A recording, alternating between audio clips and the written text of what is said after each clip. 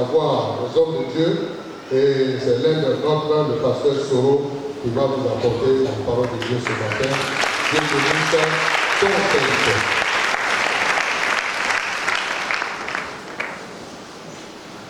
Alléluia. Frères et sœurs, je voudrais vous saluer au nom de notre Seigneur et Sauveur Jésus. Rendons grâce au Seigneur qui nous donne l'opportunité de nous tenir devant vous et de pouvoir prendre la parole. Que le nom du Seigneur soit béni. Je veux vous inviter à prendre un texte biblique dans l'Évangile selon Matthieu. Matthieu, le chapitre 9, nous allons lire à partir du verset 35 et cela jusqu'au verset 38. Matthieu, le chapitre 9, verset 35, verset 36, verset 37 et le verset 38. C'est une invitation que le Seigneur nous lance ce matin en tant qu'ouvrier ou avec ouvrier dans sa moisson. Matthieu chapitre 9, verset 35, je lis depuis dans la version seconde.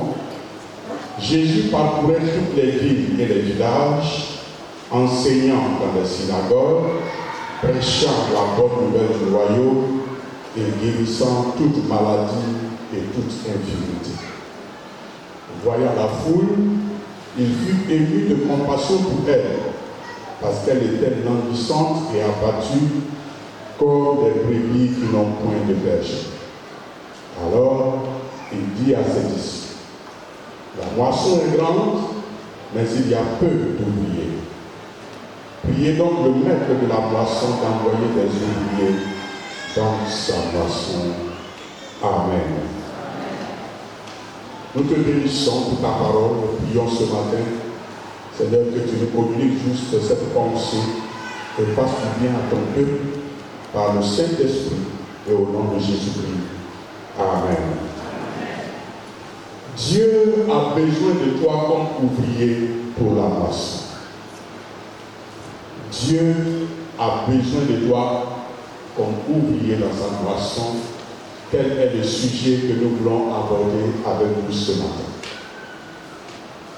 Dieu a besoin de moi.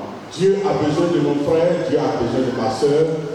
Dieu a besoin de chacun d'entre nous comme ouvrier. Ce texte que nous venons de lire est comme une conclusion de ce chapitre, de cette portion de l'Écriture. Mais si nous voyons tout le chapitre, nous voyons les manifestations de la grâce de Dieu sur toute la puissance de Dieu.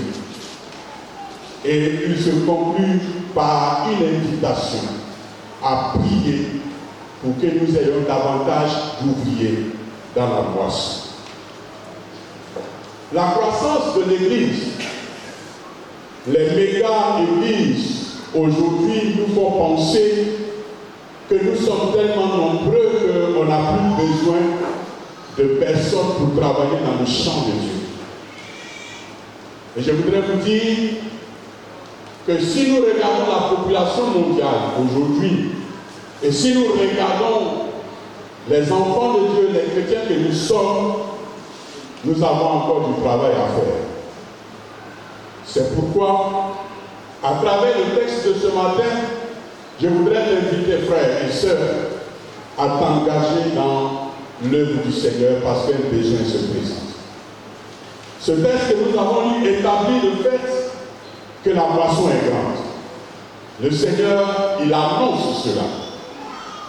Il établit également le fait qu'il y a peu d'ouvriers.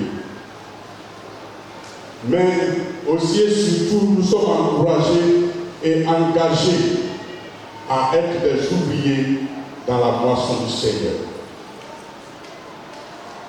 Aujourd'hui encore, la question qui a été posée à Ésaïe, dans le chapitre 6 d'Ésaïe, les versets 1 jusqu'au verset 8, et particulièrement le Seigneur dit qui enverrai-je et qui marchera pour nous? Cette question est encore d'actualité. Dieu a besoin de toi comme ouvrier. Et il a besoin que chacun de nous, comme au verset 8, puisse dire « Me voici, envoie-moi ». À travers le texte de ce matin, je voudrais aborder certains points avec vous qui vont partir de la personne même de Christ telle qu'elle nous est présentée et nous aider à comprendre le type d'ouvrier que Dieu recherche dans sa maison. Au verset 35, il est dit que Jésus parcourait toutes les villes et les villages. Ce verset nous montre que le Christ était mobile. Le Christ était actif. Il n'était pas seulement à un lieu. Il était quelqu'un qui bouge. Et si vous lisez tout le chapitre, vous vous rendez compte que le fait que le Seigneur soit en mouvement a engendré également des miracles sur tout son parcours. Au verset 2 du chapitre 9, il y a un paralytique qui est guéri. Au verset 9, nous voyons que le Seigneur va vers les impurs, vers ceux qui sont rejetés. Son fardeau pour ceux qui sont perdus, il ne les condamne pas, mais il vient vers eux pour leur apporter le salut. C'est un maître qui a soif de voir ceux qui sont coupables être sauvés. Au verset 18, il y a la fille d'un chef du peuple qui est présentée comme étant morte. Et le Seigneur va aller pour guérir tout ça sur le chemin. Nous voyons à partir du verset 20 la femme qui a la perte de sang depuis 12 ans. Elle touche le Seigneur pendant qu'il est en mouvement et elle est guérie. Et puis le verset 28 nous dit que les aveugles sont sortis et sont venus vers lui. Et les deux aveugles ont recouvré la guérison. Au verset 32, il est parlé d'un sourd-muet qui est venu vers le Seigneur et qui également a été guéri. Tout cela montre que le Christ mobile, le Christ qui se met en mouvement, il y a le miracle de Dieu. Le problème de l'Église, c'est qu'elle s'assoit tellement. Elle est heureuse d'être dans un lieu, elle est heureuse d'être statique, elle est heureuse quand il n'y a pas de sortie qui nous épuise. Mais Dieu nous amène à bouger. Parce qu'il n'y a que quand nous bougeons que le Saint-Esprit est à l'œuvre. Il n'y a que quand nous bougeons que le Saint-Esprit travaille. L'Esprit est en vous. Et si vous êtes assis là où vous êtes, il y a des choses que vous ne pouvez pas expérimenter. Je vous dis, frères et sœurs, que quand je relis ce chapitre et je vois tout le résumé des miracles qui ont été opérés, je crois que si l'Église se met en mouvement, Dieu est capable de faire de plus grandes choses. Vous savez, le diable est en train de nous faire croire quelque chose qui est très dangereux aujourd'hui. À chaque fois que le surnaturel est manifesté, à chaque fois qu'un miracle est manifesté, on nous fait croire que toujours c'est une fabrication, que toujours c'est une activité diabolique qui peut faire ça. On est en train d'enlever de notre esprit la capacité de Dieu à agir. On est en train de chercher à enlever de notre esprit la capacité de Dieu à produire les miracles et à nous faire croire qu'il n'y a que le diable qui fait du surnaturel, le diable qui fait des choses. Et beaucoup de chrétiens sont en train d'accepter ce fait. Et beaucoup de chrétiens sont en train d'accepter cette idée. Quand on fait un culte, qu'il n'y a pas de mouvement, oui, Dieu y était. Si on donne un enseignement, qu'il n'y a pas de mouvement, oui, Dieu y était. Mais dès qu'il y a des manifestations, dès qu'il y a une action de vie, dès qu'il y a du surnaturel, nous commençons à nous poser des questions, à savoir, est-ce que c'est Dieu ou bien ce n'est pas Dieu? On est en train de nous faire croire que toute la puissance et la manifestation du surnaturel appartient seulement au diable. Mais si vous regardez ce texte, le Christ en mouvement produit du surnaturel. Et si vous ne croyez pas au miracle, je vais vous dire ce matin que si l'Église se met en mouvement, Dieu veut nous faire voir des choses plus grandes que celles que nous avons vues jusqu'à présent. C'est ce Dieu-là en fait je crois. Il faut simplement que tu sois un ouvrier mobile. Il faut que tu te mettes en mouvement. Si nous bougeons, Dieu bougera avec nous. Si nous bougeons, Dieu bougera avec nous. Actes chapitre 10, le verset 38. Actes chapitre 10, verset 38, Pierre parlant dit ceci. Vous savez comment Dieu a oint du Saint-Esprit et de force Jésus de Nazareth, qui allait de lieu en lieu, qui allait de lieu en lieu, il allait de lieu en lieu, faisant du bien et guérissant tous ceux qui étaient sous l'empire du diable, car Dieu était avec lui. Dieu était avec lui. Ceux qui bougent, ceux qui vont de lieu en lieu, Dieu se manifeste pour prouver qu'il est avec eux. Mais quand on est assis, si on ne bouge pas, il y a des choses qu'on ne verra pas. On va les prêcher, mais on ne les verra pas. Parce que Dieu nous attend. Dieu attend qu'on bouge. Dieu attend qu'on se mette en action. Quand vous vous mettez en mouvement, vous voyez des manifestations surnaturelles. Il y a des choses qui viendront à vous. Il y a des choses que vous devez aller chercher. Il y a des choses qui viendront à vous. Il y a des choses que vous devez aller chercher. Il y a des choses qui viendront à vous. Il y a des choses pour lesquelles vous devez vous mettre en mouvement pour que ces choses-là puissent venir. Je voudrais te dire, le Christ c'était quelqu'un de mobile, c'est quelqu'un d'actif, c'est quelqu'un qui bouge. Et si l'Église cherche des ouvriers, il faut que ce soit des ouvriers qui bougent, qui se mettent en mouvement. Est-ce que tu es prêt à te mettre en mouvement ce matin? Mets-toi en mouvement. Tu t'es tellement assis, frère et sœur. Mets-toi en mouvement et tu verras Dieu. Il y a des portes qui ne s'ouvriront que si nous nous mettons en mouvement. Il allait de lieu en lieu. De lieu en lieu. Jésus parcourait les villes. Jésus parcourait les villes. C'est son activité. Je prie que Dieu nous aide dans ce sens. Verset 36. Voyant la foule, il fut ému de compassion pour elle. Il s'agit là de le deuxième élément que je veux voir avec vous, le cœur de Jésus, la compassion. Le cœur de Jésus, la compassion. Tous les miracles de Jésus reposent sur son cœur pour les gens en détresse. Voyant la foule, il fut ému de compassion, plein de compassion. C'est ce cœur-là qu'il nous faut. L'Église prêche un Dieu qu'elle ne manifeste pas en réalité. Frère, je vais te dire ceci. Beaucoup de chrétiens n'ont pas le cœur de Dieu. Beaucoup sont dans l'église mais n'ont pas encore eu le cœur de Dieu. Si vous n'avez pas compassion des malades, vous ne pouvez pas prier pour un malade et il va être guéri. Si vous n'avez pas de compassion pour le pauvre, vous ne pouvez pas prier pour un pauvre et Dieu va l'enrichir. Si vous n'avez pas de compassion pour ceux qui sont perdus, vous ne pouvez pas prêcher efficacement et voir des gens se décider pour la personne de Dieu.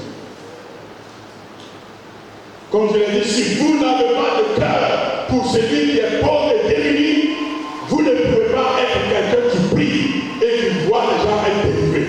Aujourd'hui même encore, on est tombé plus grave. Nous avons notre pain bien barré et tout, et le pauvre qui a son pain sec, nous trouvons l'argument pour aller lui arracher sa caméra. S'il n'y a pas de compassion, il n'y a pas de manifestation de puissance. Tout ce que vous pouvez voir qui excelle dans le surnaturel, c'est des gens qui sont émus de compassion.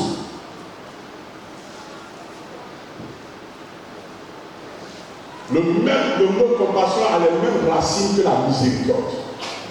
Dans le Nouveau Testament, il se traduit par la pitié, il signifie entraille ou avoir des sentiments maternels pour quelqu'un. C'est intéressant. Avoir des sentiments d'une mère pour quelqu'un, c'est ça la compassion. Avoir des sentiments maternels, une situation qui peut bouger vos entrailles. Mais on est devenu comme dans l'histoire du bon samaritain. On oublie le monsieur qui est blessé. On oublie ceux qui sont passés avant. Scribe, sacrificateur, des gens qui connaissent la loi, ils ont regardé et la Bible dit qu'ils sont passés, ça veut dire qu'ils ont sauté, ils ont évité même.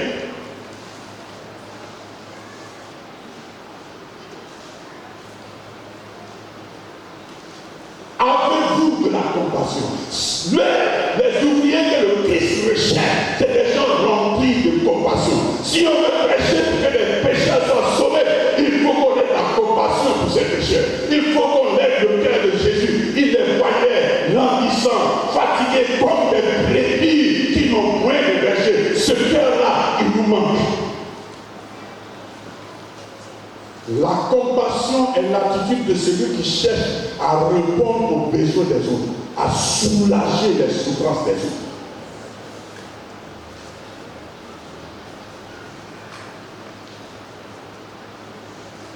C'est pourquoi Éphésiens chapitre 4, le verset 32. L'apôtre Paul écrit ceci. Il dit, soyez bons les uns envers les autres, compatissants, vous pardonnant réciproquement, comme Dieu vous a pardonné en Christ. Soyez bons, soyez compatissants. Ésaïe 54, le verset 10 dit, Ésaïe 54, verset 10, il dit, quand les montagnes s'éloigneraient, quand les collines chancelleraient, mon amour ne s'éloignera point de toi. Et mon alliance de paix ne chancellera point, dit l'Éternel qui a compassion de toi. L'Éternel qui a compassion de toi. L'Éternel qui a compassion de toi. Un ouvrier qui a le cœur du maître. Nous avons besoin d'hommes et de femmes qui ont encore ce sentiment de compassion pour ceux qui sont en détresse. Je crois qu'une fois, je vous ai dit ici, c'était un soir, que la remarque générale, c'est que quand il y a une crise dans une nation, quand il y a une crise dans un pays, quand il y a une guerre, quand les gens sont en train de fuir la guerre, un refuge qu'ils sont censés trouver, c'est un lieu de culte. Quand ils fuient et qu'ils entrent dans un lieu de culte, ils y trouvent un refuge.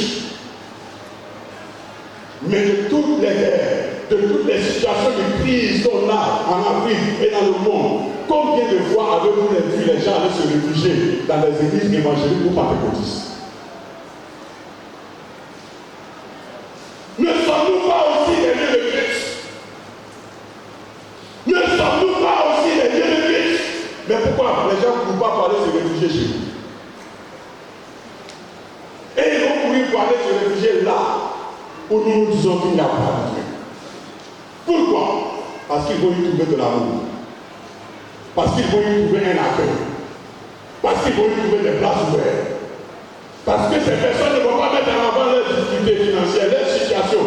Ils vont les recueillir d'abord. Ils vont leur permettre de dormir sur leur lieu. Ils vont veiller sur eux. Ils vont même se dépenser pour ces personnes. Et nous qui avons le message du salut, et nous qui avons le message de la foi, et nous disons que Dieu est tout puissant, nos portes se ferment. Ouvrons les yeux. Le monde est en détresse, mes frères. Ouvrons les yeux. Le monde nous parle. Ouvrons les yeux. Les situations sont autour de nous. Nous n'avons qu'à ouvrir les portes. Nous n'avons qu'à ouvrir nos portails. Nous n'avons qu'à ouvrir nos cœurs pour recevoir des personnes et qui verront l'amour de Dieu à travers nous et qui seront prêts à nous écouter. Ouvrons les yeux.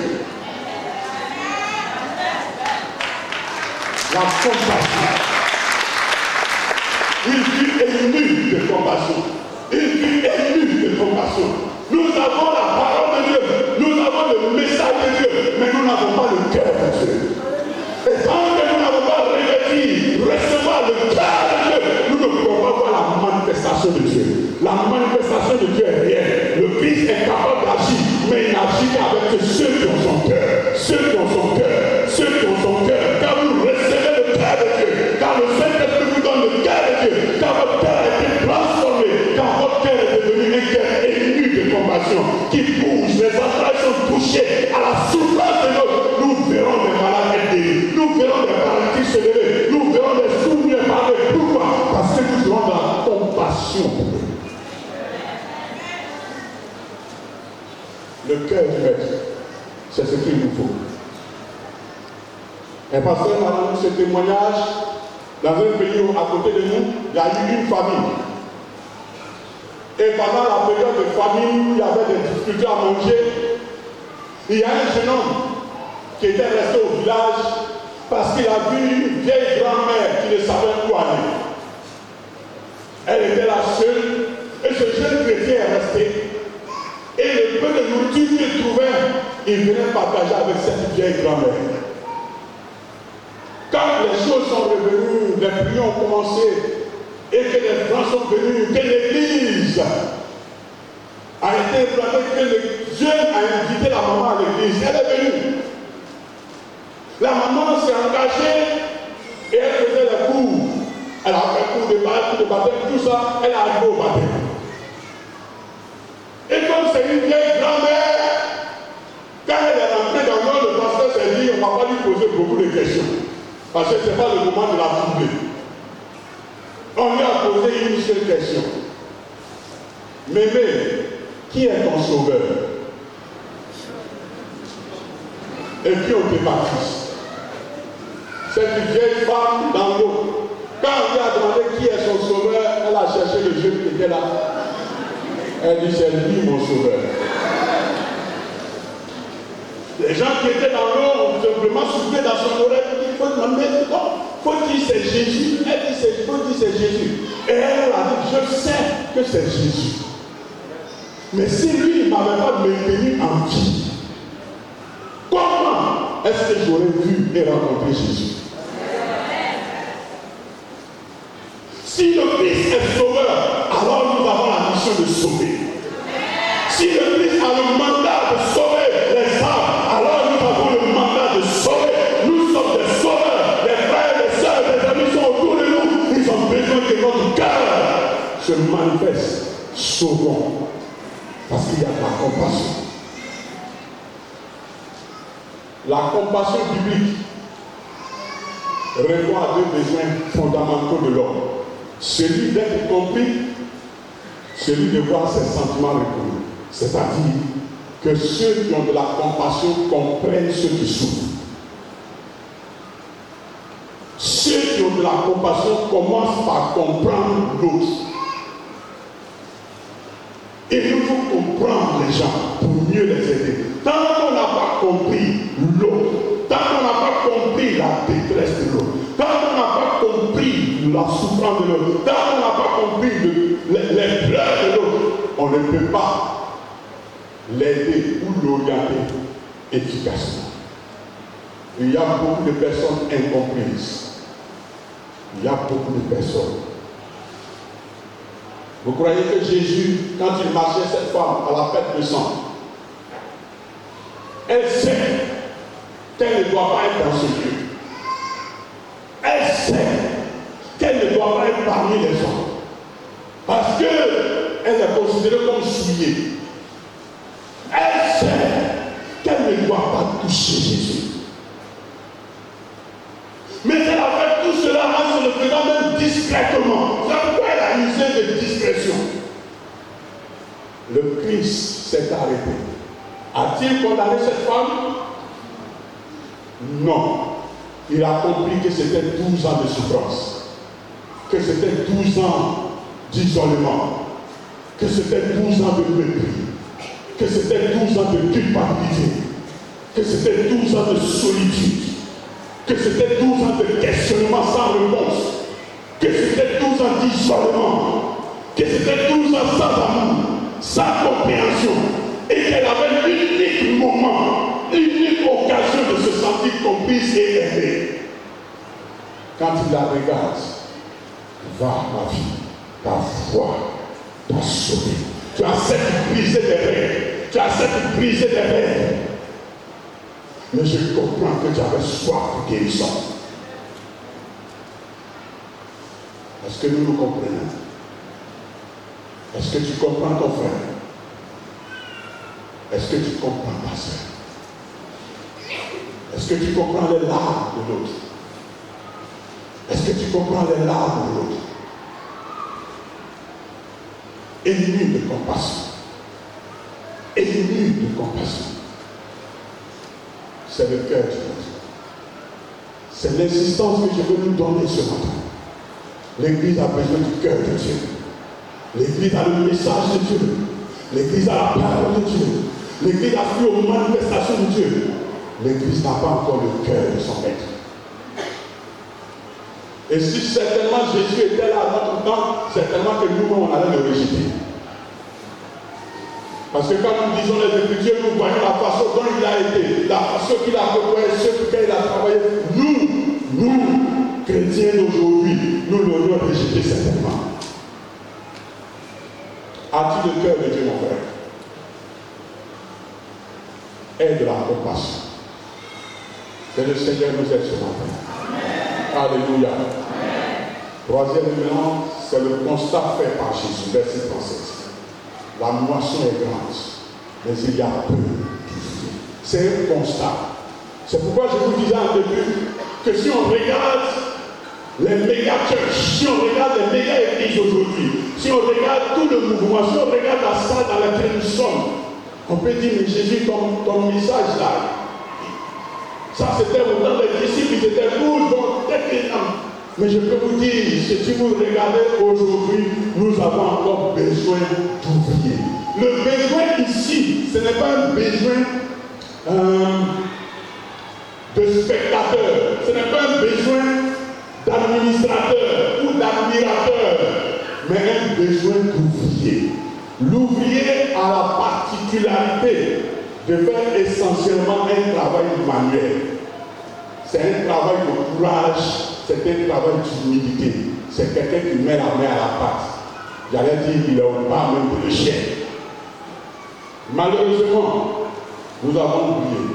1 Corinthiens chapitre 3, verset 9 dit, nous sommes ouvriers avec Dieu. Nous sommes ouvriers avec Dieu. Et le chapitre 13 de Jean montre Jésus en train de revêtir ses pièces et de laver les pieds. C'est de l'humilité. C'est le travail de l'ouvrier. Jean chapitre 13, verset 14 à 16. Je vais vous dire, frère, il n'y a pas de récompense pour les supporters. Il n'y a pas de récompense pour les admirateurs des athlètes. Il n'y a de récompense que pour les athlètes. Il n'y a de récompense que pour ceux qui sont sur le champ d'action. Bon, on a fini de jouer notre canne. Qui vous a récompensé? Hein? Mais on a souffert. Il y a des jours où on porte plus à vie là. Il y a des jours où on se lève et puis on porte. On regarde, on souffle et joue, mais nous on souffle. On crie. C'est nous on sort et puis on crie. Dans notre cours, on crie même quand on meurt les gars. Supporter même est mort. Joueur n'est pas mort. On s'est frappé à genoux. On a fini. Quand tout est fini, ils sont venus récompenser les athlètes. Et puis nous tous, on a regardé les médailles. On leur a apporté une maison, on leur a donné l'argent, tout ça. Mais nous, on a crié. On avait des fan clubs. On a fini tout ça. On a mis notre argent dedans. On a payé les dents. On a même pleuré. On a pleuré. On a fait tout ça. On ne nous a pas récompensé. C'est le principe dans le royaume. On ne récompense pas supporter. C'est celui qui a à l'œuvre. C'est celui qui travaille. C'est l'athlète qui est récompensé. Donc, frère, il y a des gens qui sont fans club dans l'église. Il y a beaucoup de supporters dans l'église. Supporters de l'homme de Dieu, il y en a beaucoup. Ah, lui là, oui, il a mon échec. Non, lui, il est bien. Lui, il est bien, il est au travail. Il va avoir sa récompense. Tu as applaudi pour lui. Il n'y a pas de récompense pour toi, frère. Tu as voulu de nous supporter. Supporte-nous. Supporte le dirigeant. Non, il a quand il dirige, non, ça me plaît. C'est là quand il chante, ça me plaît. C'est supporter. Applaudit. À la fin, il n'y a pas de récompense pour toi. On récompense celui qui était à l'œuvre. On récompense l'ouvrier. On récompense celui qui a travaillé. Vous me suivez? C'est pourquoi, quand vous regardez, quand on se retrouve au ciel et puis il y a des regrets, c'est pas ceux qui travaillent qu'on regrette, c'est les supporters qui ont problème. Parce qu'ils estiment qu'ils ont trop souffert. Ils ont trop souffert, ils ont prié, ils ont acclamé, ils se sont torturés pour que notre œil fasse bien. Tu as pris tout ça à vie. Il n'y a pas de récompense pour supporter. D'ailleurs, on est supportés là, on est beaucoup, donc on ne peut pas nous récompenser tous. Notre seule consolation, c'est que l'athlète a gagné. L'athlète que tu as supporté, il a gagné. Donc tu vas aller au ciel, et puis ton pasteur préféré sera récompensé, continue d'applaudir au ciel pour lui, et lui il sera béni assis là où il est, et puis tu es supporter. Voilà d'où vient la frustration. Et je crois que même chez nous, quand le capitaine a venu faire son discours, les supporters ont commencé à se plaindre. Ils ont parlé de Toro, ils n'ont pas parlé d'eux. Ou bien. Mais ça va crier encore. Demain, tu as fait encore. On va porter encore. Mais on ne récompense que l'athlète. Alors dis-moi, tu es athlète, tu es allé, tu es ouvrier, ou bien tu es admirateur. Donc notre église à nous, qui va avoir c'est bien. C'est bien, merci de faire la publicité. Il n'y a pas de récompense pour ça. Il dit, il y a peu de vie, il y a peu de travailleurs. Et puis enfin, je vais terminer par la responsabilité confiée aux disciples. Au verset 38. Il dit, puisque la moisson est grande et qu'il y a peu d'ouvriers, vous priez le maître de la moisson, priez le propriétaire de la vigne d'envoyer des moissonneurs, d'envoyer des travailleurs. Ce que le Seigneur fait, c'est de responsabiliser chacun d'entre nous. Priez. J'ai fait le constat qu'il y a peu de travailleurs. Vous, je vous engage à prier pour qu'il y ait des gens qui viennent travailler. Je veux dire, nous sommes tellement focalisés à prier pour nous-mêmes que nous avons oublié d'intercéder. Que Dieu nous attend sur le champ de l'intercession. Dieu dit à Abraham dans le chapitre 18 de la Genèse, cacherai-je à Abraham ce que je vais faire. Quand Dieu se révèle à Abraham, Abraham se met automatiquement à prier. Je veux dire à quelqu'un, quand Dieu te révèle quelque chose sur quelqu'un, sur un frère, sur une soeur, sur l'église, Dieu t'établit premier responsable de la prière concernant ce sujet. Pas pour que tu en parles. Pas pour que tu réponds ça. Mais tu es le premier responsable de la révélation que tu as reçue. Pourquoi Dieu a laissé les autres et puis après il est venu montrer? Il t'a fait confiance pour te dire une telle situation arrive, une telle situation se prépare, quelque chose se prend. Il t'a fait confiance, il te montre. Et puis toi tu te lèves et tu vois, ah, moi c'est que j'ai vu, moi c'est que j'ai vu. Frère, soeur, tu es responsable de la révélation que tu as reçue. C'est pourquoi quelqu'un est dans l'église, et j'en ai vu, j'ai vu une soeur. Elle n'avait aucune lettre, elle était juste au service d'homme. Mais les messages qu'elle avait concernant l'église, concernant le futur de l'église, concernant l'assemblée locale, c'était des messages authentiques. Elle n'était même pas allée à l'école. Mais pourquoi? Le jour où je parlais avec elle avait, et c'était authentique, je lui ai dit, c'est parce que tu pries pour l'église. Elle te dit, elle jeûne pour l'église.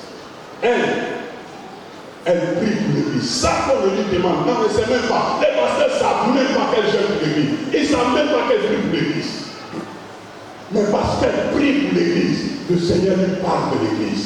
Ce pourquoi tu ne pries pas, comment tu veux que Dieu te parle de ça? Je veux dire, nous avons besoin d'hommes et de femmes qui prient pour leur famille.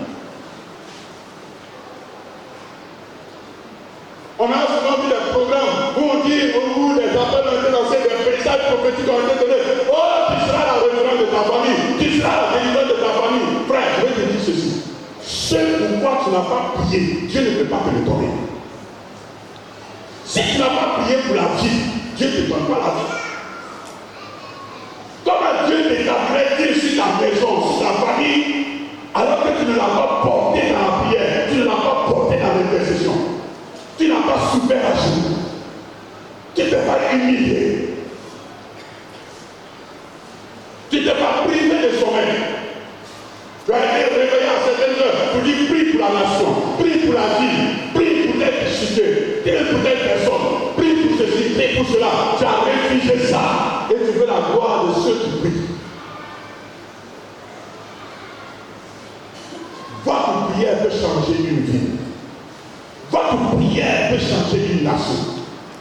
Votre prière peut changer une famille.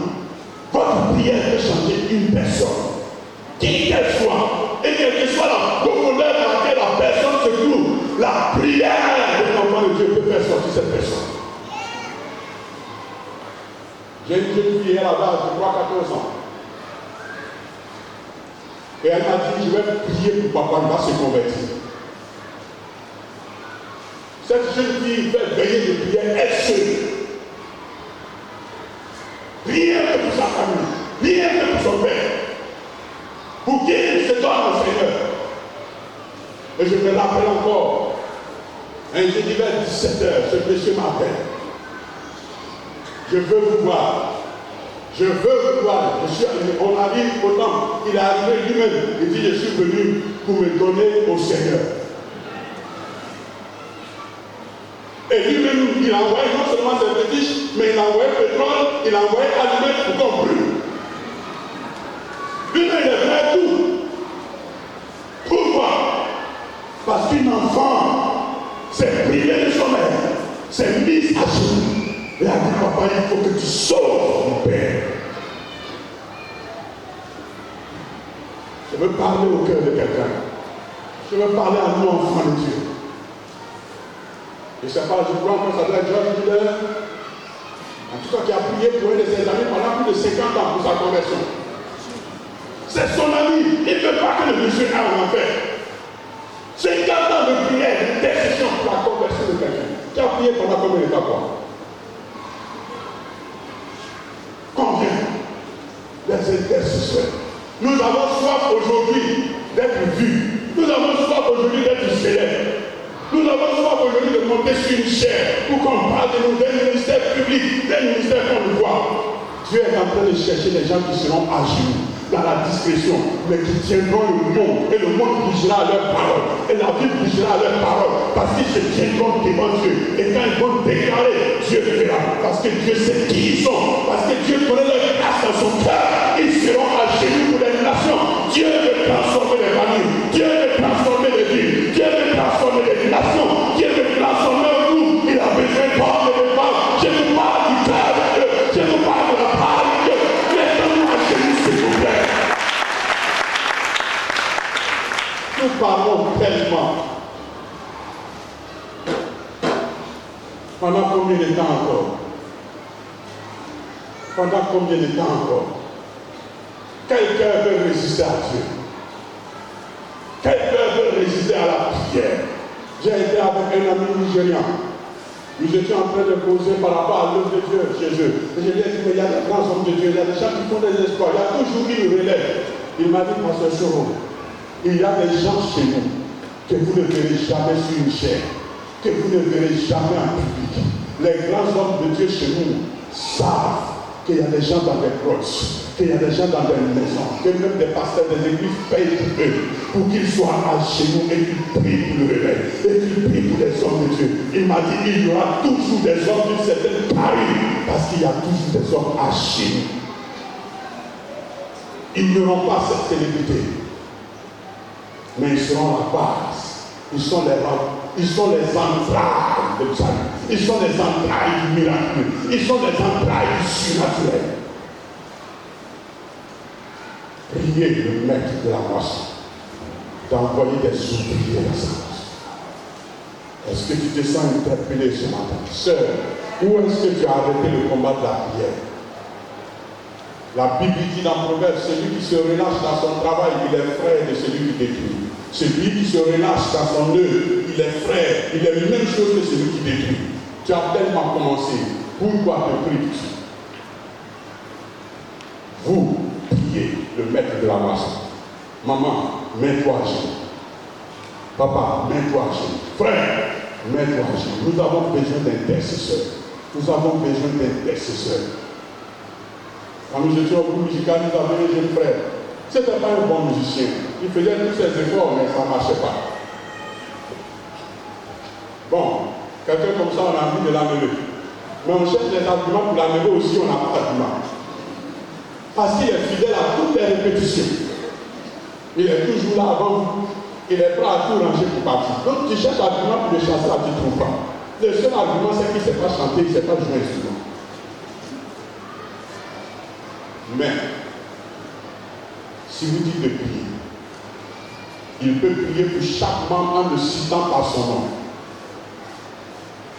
Il peut prier pour chacun.